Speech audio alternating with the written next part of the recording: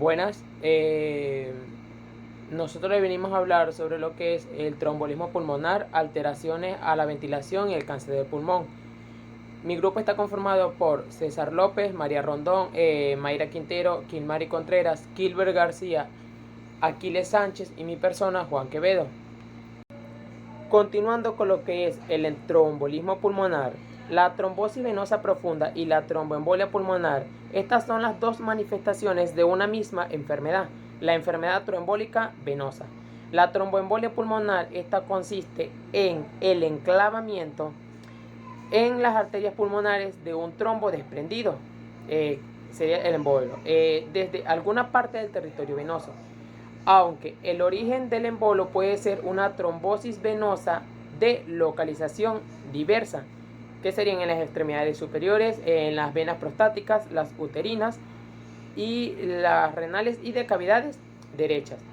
En la mayoría de los casos, el 90 y el 95%, esto se trata de una trombosis venosa profunda de las extremidades inferiores. Muy bien, ahora les hablaremos sobre los factores de riesgo.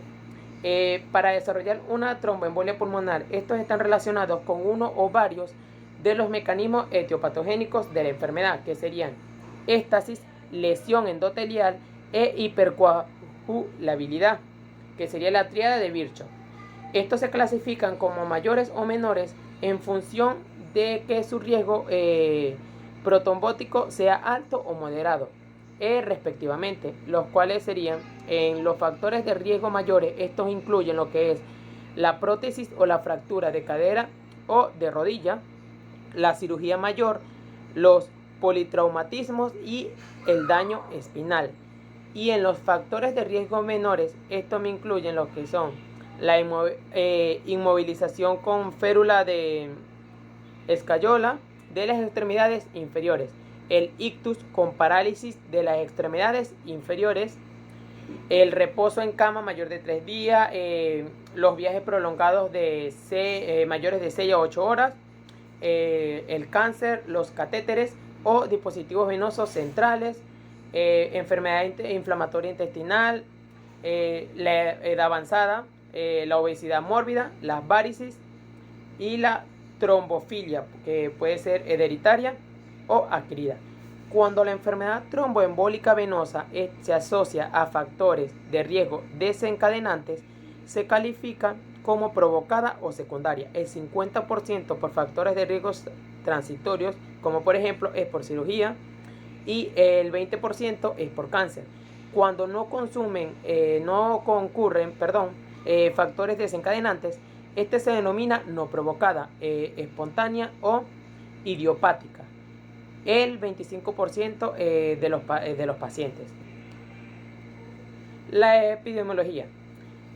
Los pacientes con tromboembolia pulmonar son mayores que los pacientes con trombosis venosa profunda.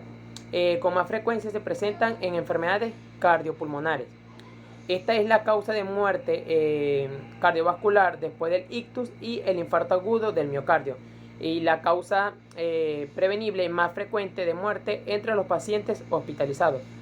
3/4 partes de la tromboembolia pulmonar son un primer episodio, mientras que una 1/4 parte son recurrencias, fundamentalmente en pacientes que han suspendido la anticoagulación. El 95% de las embolias se producen en la comunidad y el resto son de adquisición hospitalaria. La incidencia esta se dobla con cada década de vida y alcanza 1 por cada 1000 a los 60 años. En la fisiopatología, el riesgo de desprendimiento de émbolos de la trombosis venosa aislada es de las venas de la pantorrilla, es muy pequeña. Cuando el embolo alcanza el hecho vascular pulmonar, estos se producen los siguientes casos: aumento de la resistencia vascular pulmonar debido a la obstrucción vascular o a los agentes neuromorales, alteración del intercambio gaseoso, debido al aumento del espacio, muerte alveolar, hipoxemia con consecuencia de trastornos ventilación-perfusión, cortocircuito derecha-izquierda y transferencia alterada de monóxido de carbono debido a lo que es la pérdida de la superficie de intercambio gaseoso. Hiperventilación alveolar debido a la estimulación que refleja de los receptores de irritación, aumento de resistencia de las vías respiratorias y disminución de la distensibilidad pulmonar por edema pulmonar, hemorragia pulmonar o pérdida de tensioactivo. La insuficiencia cardíaca derecha es la causa más frecuente de muerte tras la tromboembolia pulmonar. Al aumentar la resistencia vascular pulmonar, esto se produce una dilatación y disfunción del ventrículo derecho, que vendría siendo la liberación de péptidos natriuréticos. El aumento de la tensión de la pared ventricular del derecha, esta también comprime lo que es la arteria coronaria derecha y puede precipitar la isquemia miocárdica y el infarto ventricular derecho. Vamos con el cuadro clínico. Las manifestaciones clínicas de la tromboembolia pulmonar son inespecíficas. Tradicionalmente se han descrito 3 grandes síndromes clínicos de mayor o menor gravedad. El primero sería colapso circulatorio, que se manifiesta como síncope, hipotensión o cianosis. El segundo es disnea aislada y el tercero es infarto pulmonar, que nos cursa con dolor torácico, pleurético o hemoptisis. El uso creciente de la tomografía computarizada del tórax, esto nos ha permitido identificar un cuarto grupo de pacientes constituidos principalmente por pacientes con cáncer que presentan embolias incidentales, que son no sospechosas, que cursan con pocos síntomas o sin ellos. En los pacientes con tromboembolia pulmonar aguda, la disnea es el síntoma más frecuente y la taquipnea es el signo más frecuente. En la parte del diagnóstico, ¿qué pasó aquí? Náguara, en serio. Ahora vamos a hablarles sobre la parte del diagnóstico.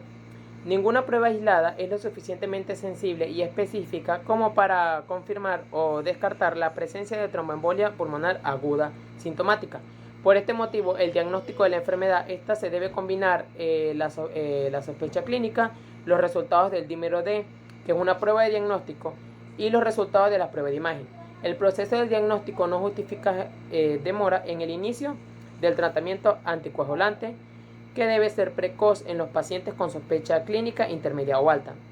Se debe considerar el diagnóstico de tromboembolia pulmonar aguda sintomática en todo paciente que refiera disnea de nueva aparición, empeoramiento de su disnea habitual, dolor torácico, síncope o hipotensión sin una explicación alternativa, cuando las pruebas complementarias básicas, que serían la analítica, la radiografía de tórax, un electrocardiograma y gasometría arterial. Estas han descartado otros diagnósticos diferenciales. En este momento, la evaluación estandarizada mediante reglas de predicción de la probabilidad clínica clasifica a los pacientes en categorías con prevalencia de la tromboembolia pulmonar distinta.